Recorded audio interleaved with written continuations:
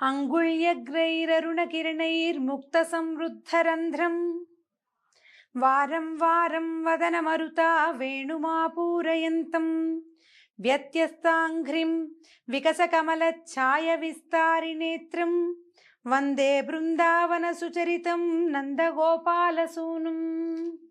చక్కగా వేణువు వాయిస్తున్న మురళీకృష్ణుణ్ణి తలుచుకుందాం. భాగవత కథాసుధ తరువాయి భాగంలోకి వచ్చాం. అక్రూరుడితోటి బలరామకృష్ణులు ఇద్దరు మధురా నగరానికి చేరారు. అయితే అక్రూరుడు మా ఇంటికి రామని అడిగినా కూడా యాదవ కులానికి శత్రువైనటువంటి కంసుడి సంహరణ తర్వాతే మీ ఇంటికి వస్తానని కృష్ణుడు మాటిచ్చి పంపించేశాడు. అక్రూరుడు కాస్త అసంతృప్తితోటి ఆయనకు బాధగా ఉంది. కృష్ణుడిని తన ఇంటికి తేలైపోయినే, తన ఇల్లు పావనం కాలేదే అని ఆ దిగులతో ఆయన బాధపడుతూ వెళ్ళిపోయాడు. వీళ్ళిద్దరూ మధ్యాహ్నపు వేళకి నాన్నని, బాబాయిల్ని, వాళ్ళని, వీళ్ళని, చుట్టుపక్కలందరినీ బయట ఉన్నటువంటి వనంలోనే విడిచిపెట్టి గోపాలకుడితో కొంతమంది స్నేహితులతో కలిసి ఊరు చూడ్డానికి బయలుదేరారు బలరామకృష్ణులు ఇద్దరు.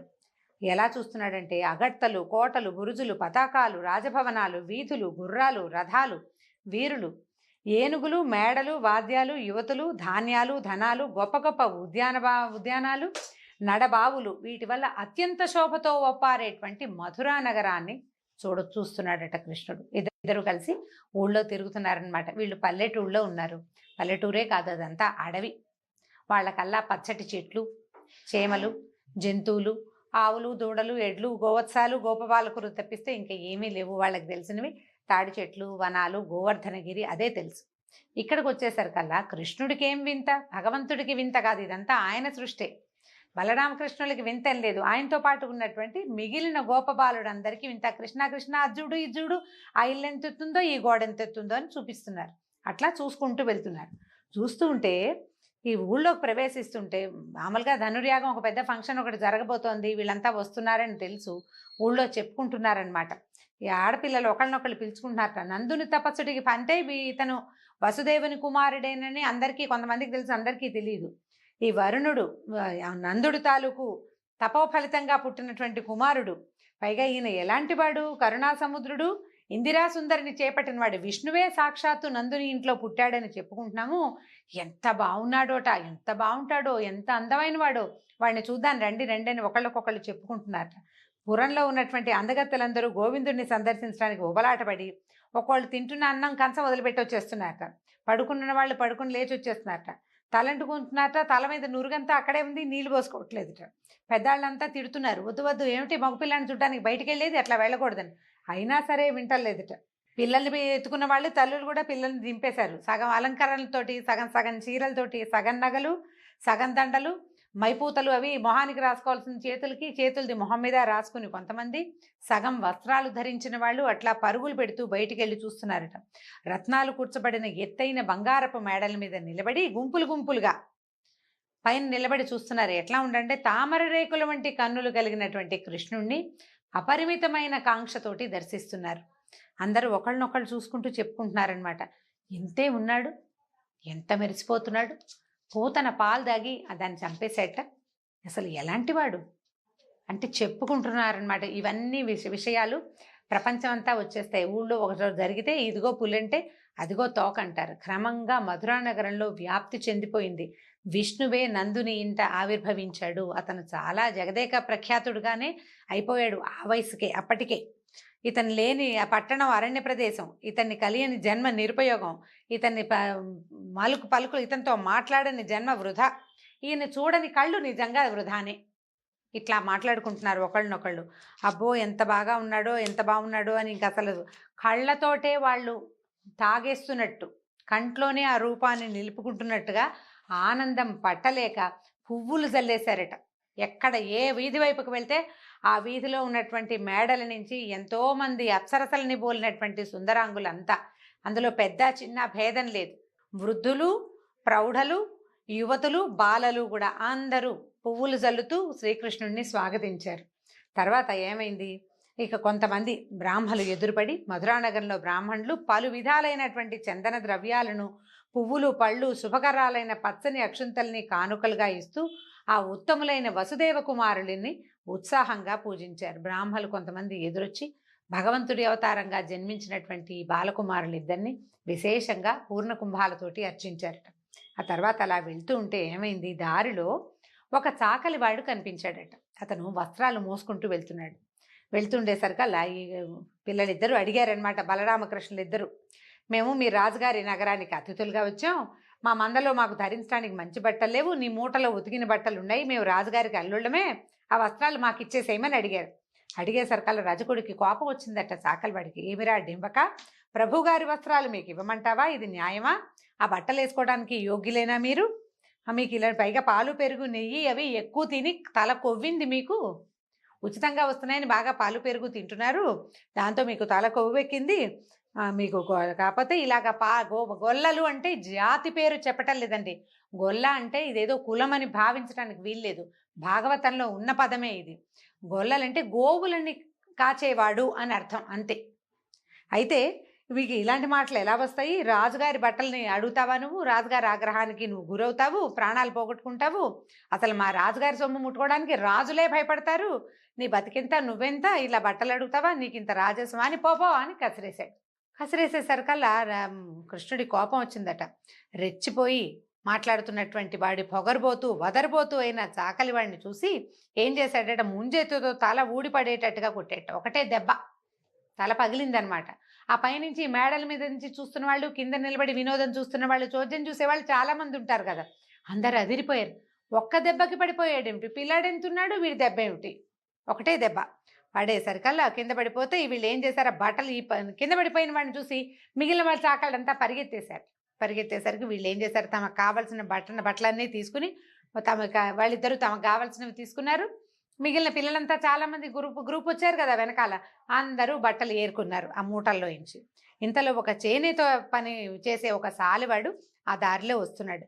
వీళ్ళని చూసేసరికల్లా, మామూలుగా వస్త్రాలు అవి చేసేవాళ్ళు చూడండి, బట్టల పని చేసే వాళ్ళకి చక్కటి పర్సనాలిటీ వాళ్ళు ఉన్న వాళ్ళని చూడంగానే వీళ్ళకి ఈ వస్త్రం సూట్ అవుతుందని ఒక ధ్యాస కలుగుతుంది, ఒక ఆలోచన. డిజైనర్స్కి మంచి పర్సనాలిటీ ఉన్న మోడల్స్ కావాల్సినట్టుగా వీళ్ళిద్దరిని చూసేసరికల్లా అతను ఆనందం పట్టలేకపోయాడు. నా వస్త్రాలు వీరి యందు చాలా శోభిస్తాయని భావించి చక్కటి మెత్తనైన వస్త్రాలని, పలు రంగులు కలిగినవి, ఎన్ని రకాల రంగులో చిత్ర విచిత్ర వర్ణాలతో నేసిన వస్త్రాలన్నిటినీ వాళ్ళకి సమర్పించాడట. నా దయతో ఆల్రెడీ వీళ్ళు కొత్త బట్టలు కట్టుకుని ఉన్నారు, అయినా సరే ఆనందంగా అతను ఇస్తున్నటువంటి ఉత్తరీయాలని వాటిని తీసుకున్నారు.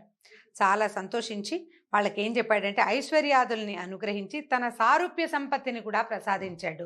సారూప్యం అంటే మనం కార్తీక పురాణంలో చెప్పుకున్నాం, సారూప్యం అంటే భగవంతుని వంటి రూపాన్ని వాళ్ళు కూడా పొందుతారు అని, మరణానంతరం అన్నమాట.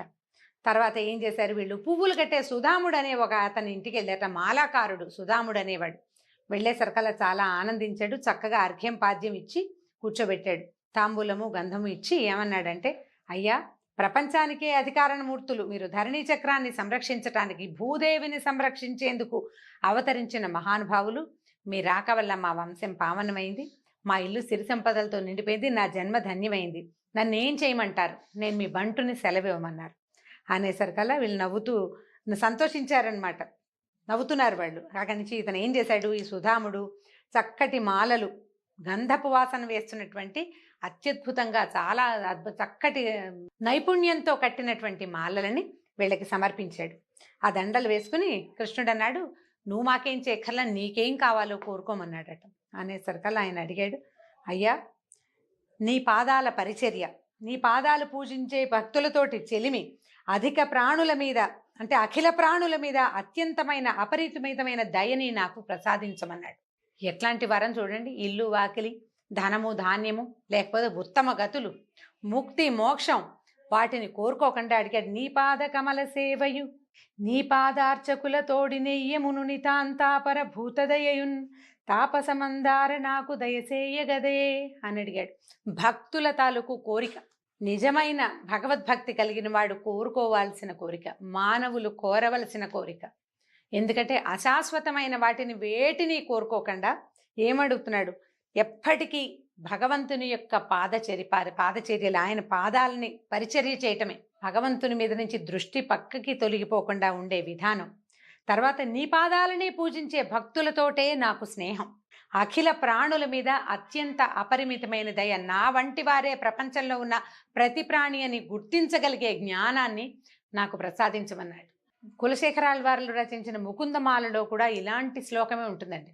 ఆయన పదే పదే అడుగుతాడు, ఈ జనన మరణ చక్రం తప్పదు, నేను పుడుతూ మరణిస్తూనే ఉంటాను, కానీ ఎప్పటికీ ప్రతి జన్మలోనూ నాకు నీ మీద భక్తి ఉండేలాగా వరం ఇవ్వు, ఏ జన్మైనా సరే. ఎందుకంటే ఇందులో ఈ ప్రపంచంలోకి ఎంటర్ అయ్యాక ఏముంది, భార్య తప్పదు, పిల్లలు తప్పరు, కష్టాలు తప్పవు, సంసారం సాగరంగా ఉంటుంది.